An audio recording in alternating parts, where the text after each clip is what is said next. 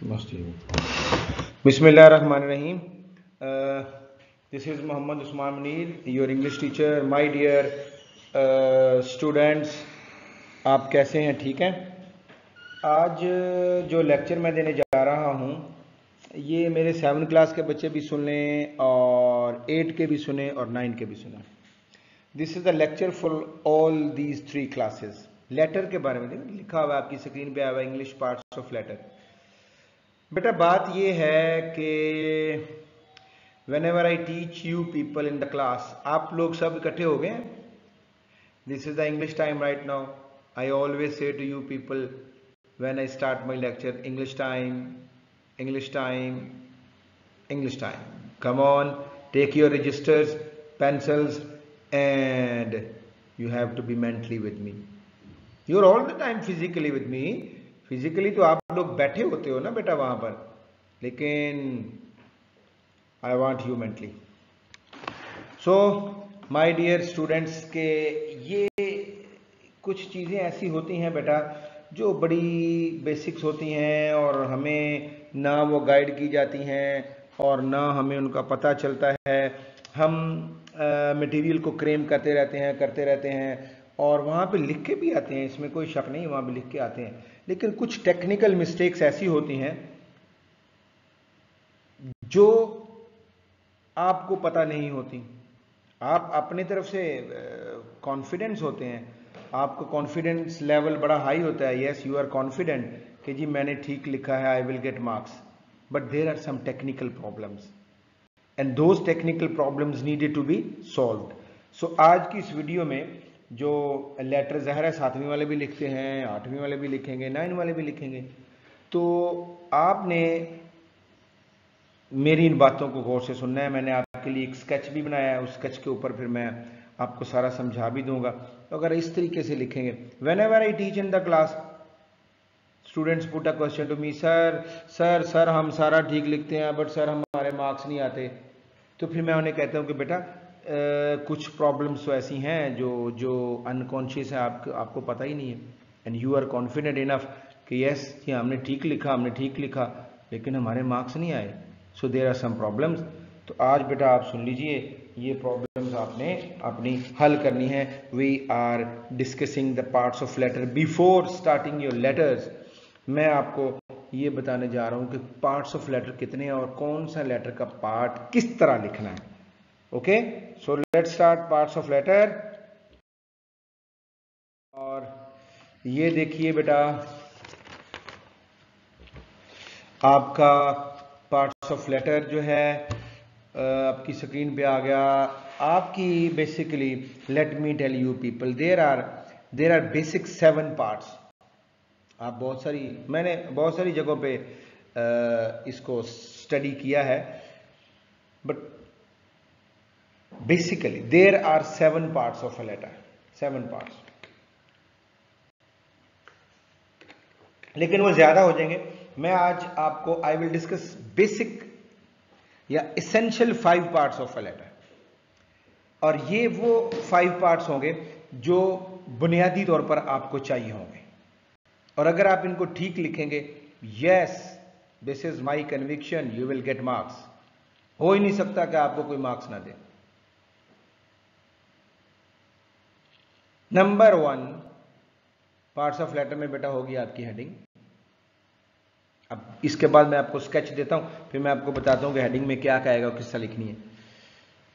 उसके बाद बेटा ये देखिए, ये आपका सेकंड पार्ट ऑफ लेटर है डेट। बहुत सारे बच्चे उनको पता ही नहीं होता डेट किस तरह लिखनी है, गलत लिखते हैं और फिर वहां पे ये अंडरलाइन हो जाती है, उसके मार्क्स कट जाते हैं। Lot of people do not know how to write their heading, तो गलत लिखते हैं, मार्क्स कटते हैं। सो थर्ड वन पे आ जाइए बच्चे, सैल्यूटेशन। थर्ड वन मैं पहले आपको बताया कि we will discuss 5 essential parts, और this is number 4 body of the letter. This is the heart of the letter. क्या आपने लिखना है? बहुत सारे बच्चे सवाल करते हैं, सर जी हम हेडिंग लिखते हैं, हम डेट लिखते हैं, हम सैल्यूटेशन लिखते हैं, क्लोजिंग लिखते हैं, तो मार्क्स मिल जाएंगे? नहीं मिलेंगे। मार्क्स लेने के लिए अगर आपने लेटर का मजमून नहीं लिखा तो इम्तिहान में आपको हेडिंग के, डेट के, सैल्यूटेशन के और क्लोजिंग के मार्क्स नहीं मिलेंगे। पता नहीं कौन नॉन रेलिवेंट लोग जो होते हैं जिनका सब्जेक्ट से कोई ताल्लुक नहीं होता, वो आपको गाइड करते हैं जी इस तरह मार्क्स मिल जाते हैं। नहीं मिलते। ये क्या तरीका है कि आप ऊपर हेडिंग लिख के आ जाए, डेट और सैल्यूटेशन और बॉडी लिखे ही ना, जो लेटर है वो आप लिख ही नहीं रहे, तो how you will get marks? You won't get marks, keep in mind. So body of the letter पे आ जाए। और नंबर 5 है बच्चों कॉम्प्लीमेंट्री क्लोजिंग। क्लोजिंग होगी आपकी, ये है जी आपके बेसिक 5 पार्ट्स। अगर आप इनको ठीक तरीके से लिखते हैं तो आपके मार्क्स पूरे आते हैं। नाउ अब आप चलते हैं इसके स्केच की तरफ। ये देखिए मैंने आपके लिए स्केच बनाया हुआ है। This is what examination hall, और नीचे लिखा हुआ है सिटी ABC। अब lot of people put a question ABC what. क्योंकि हम इम्तिहान में बैठे होते हैं इसलिए हमें अपना शहर लिखने की इजाज़त नहीं होती।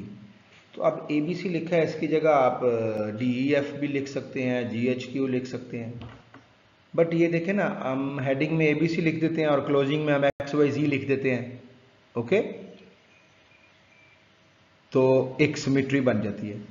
These are the first 3 letters and XYZ last 3 letters, so this is a symmetry। तो सिमेट्री अच्छी होती है। सो एग्जामिनेशन हॉल पे आ जाइए। नीचे लिखा हुआ है सिटी ABC। अब एग्जामिनेशन का देखिए बेटा, E कैपिटल होना चाहिए और जो हॉल है उसका H कैपिटल होना चाहिए और इसके बाद आपका कॉमा होना चाहिए। आगे समझ आप? अब नीचे आ जाए, सिटी है, इसके बाद आपने तीनों लिखे हैं ABC। अब तीनों के बाद है, तीनों लेटर्स कैपिटल है। These are the things you have to understand, these are the things you have to comprehend। नीचे ABC लिखा हुआ है, तीनों लेटर्स कैपिटल हैं और तीनों के बाद डॉट है। सो these two, examination hall and ABC, this is called heading। इसको कहते हैं heading. If someone putting a question to you, heading क्या होती है लेटर की, फौरन जवाब दें उसे। अब नीचे आ जाए बेटा, मैंने डेट लिखी है अप्रैल, आप जो मर्जी महीना लिख सकते हैं। अभी जुलाई का चल रहा है तो आप जुलाई लिख दें, लेकिन अगर आप के पेपर जुलाई में हो रहे हैं तो आप वहाँ पे अप्रैल लिखा है, जून लिखा है, तो ये गलती नहीं है। This not a mistake, these are all symbolic. ये सब सिम्बॉलिक चीज़ें हैं। अप्रैल 20, उसके बाद देखें मैंने कॉमा लगाया और फिर मैं 2020 लिखा और फुल स्टॉप लगा हुआ। ये है पंक्चुएशन जिसका आपने ख्याल रखना। This is what the date and this is the right way of writing your date. नीचे आ जाए बच्चों, माय डियर मदर, और इसको कहेंगे आप सैल्यूटेशन। मुझसे एक छोटी सी गलती होगी इसमें, जो मदर का M है ये जब टाइप किया वो याद नहीं रहा, तो ये कैपिटल होना चाहिए। आप कैपिटल कर लीजिएगा बेटा। देखें फर्स्ट वर्ड है माय, उसका फर्स्ट लेटर M कैपिटल है। अब डियर का बेशक नाम भी लिखें कैपिटल, D छोटा रहने दें। मदर का जिसको आप मुखातब कर रहे हैं उसका फर्स्ट लेटर कैपिटल। फादर है तो फादर का कैपिटल होगा F, ब्रदर है तो ब्रदर का B कैपिटल होगा और इसके बाद कॉमा। और थोड़ी सी जो लाइनें हैं नीचे, ये जो बॉडी ऑफ द लेटर है, ये जो बॉडी ऑफ द लेटर थोड़ी सी लाइनें खींचते वक्त मेरे दोस्त सर एहतशाम ने लाइनें खींची हैं, तो थोड़ी सी लाइनें बेटा वो इधर ले गए हैं।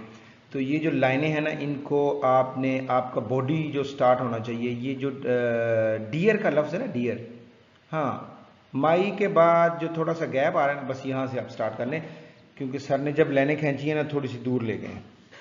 तो आप जो बॉडी है ना इसकी, इसको माई डियर मदर में माई और डियर के दरमियान जो स्पेस है वहाँ से आप शुरू कर लें, वहाँ से आप शुरू कर लें। अब आपने लिखनी है body of the letter. This is the most important part of your letter. अच्छा देखें जी, बच्चे कहते हैं जी मार्क्स नहीं मिलते। मार्क्स कैसे मिले? लेटर आया हुआ है आपको डेथ का, तो आप वहाँ पे बर्थडे पे लिख के आ रहे हैं, तो how you will get marks? This is nonsense my dear students. ये तो चीज़ आप ध्यान में रखें कि अगर आपको लेटर बर्थडे का आया हुआ है तो बेटा आप बर्थडे के बारे में लिखें। अगर आपको लेटर गिफ्ट का आया हुआ है तो you have to write regarding gift. अगर आपको लेटर आपकी कंडोलेंस का आया हुआ है तो कंडोलेंस के बारे में लिखें। These are the problems we commit over there. Your body should be relevant, आपका जो बॉडी ऑफ द लेटर है ये रेलिवेंट होना चाहिए। आपका बॉडी ऑफ द लेटर है प्रिसाइज्ड होना चाहिए, प्रिसाइज्ड होना चाहिए। अब प्रिसाइज से ये मुराद नहीं कि 2 लाइनें लिख के आ जाएं, इतना लिखें जितना बनता है। ये नहीं कि आप अननेसेसरी डिटेल देने बैठ जाए वहां पर। This is no need for giving unnecessary details, no need, no need. You have to be relevant, you have to write precised. और तीसरी चीज जो बेटा आपने ख्याल रखनी है वो है बेटा आपकी hand writing. Hand writing is a great weapon, great weapon. जिस बच्चे की जितनी हैंड राइटिंग अच्छी होगी, आपका जो चेकर है उससे आपकी मिस्टेक्स इग्नोर हो जाएंगी। यू नो, आपकी मिस्टेक्स इग्नोर हो जाएंगी।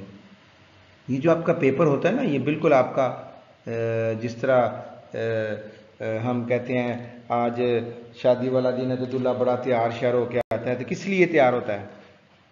इसलिए तैयार होता है कि आई लुक प्रेजेंटेबल, सब मुझ मेरी तारीफ करें।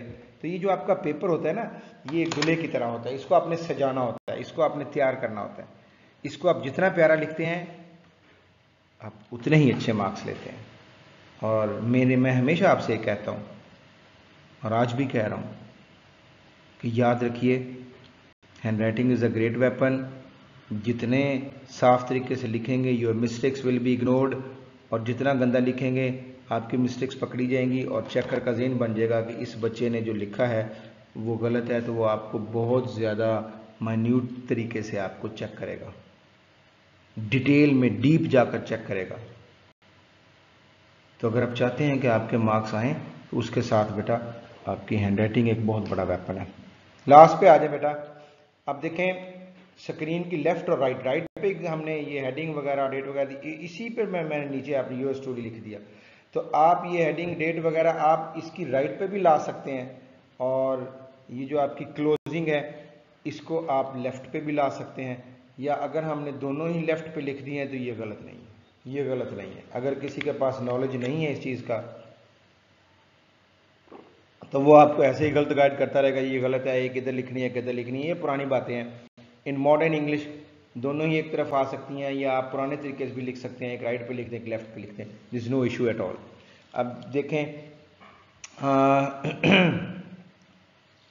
क्लोजिंग में लिखा योर सिंसियरली, आप योर ट्रूली एक वर्ड है वो भी आप लिख सकते हैं। वाई कैपिटल है, और एस जो है, अच्छा एक बहुत बड़ी गलती करते हैं बच्चे, और कहने के बावजूद बात नहीं सुनते। आर योर्स लिखा हुआ है ना, तो एस के ऊपर वो एपोस्ट्रोफी लगा देते हैं, नहीं लगानी। अच्छा जी, I have been telling to my students many times कि नहीं लगानी, फिर लगा देते हैं। नहीं लगानी, आई एम वेरी क्लियर, नहीं लगानी। योर्स के ऊपर एपोस्ट्रोफी नहीं लगानी। सिंसियरली एस पहला लेटर एस स्मॉल लेटर होना चाहिए, और उसके बाद कॉमा है। नीचे देखें पहले 3 लेटर लिखे थे उधर ABC, और सिमेट्री के लिए यहाँ पर हमने लिख दिया XYZ तीनों लेटर, और तीनों के बाद डॉट है और तीनों लेटर कैपिटल है। जी ये था आपका लेटर का जो वो मिस्टेक्स जो हम करते हैं, जो हमें पता नहीं होता। मैंने पूरी कोशिश की है कि आपको समझाऊं। देखें आपकी वीडियो भी अब 14 मिनट से हो गई है और ऊपर जाने लगी। तो कल भी आपको बताया था कि हमने पंखे बंद किए होते हैं, कमरे बंद किए होते हैं, दरवाजे बंद किए होते हैं। How we have been working for you. ये हमारा एहसान नहीं है आपके ऊपर, we have been working for you. हम ये चाहते हैं कि आपका रिस्पॉन्स भी बेटा इसी तरह ही होना चाहिए।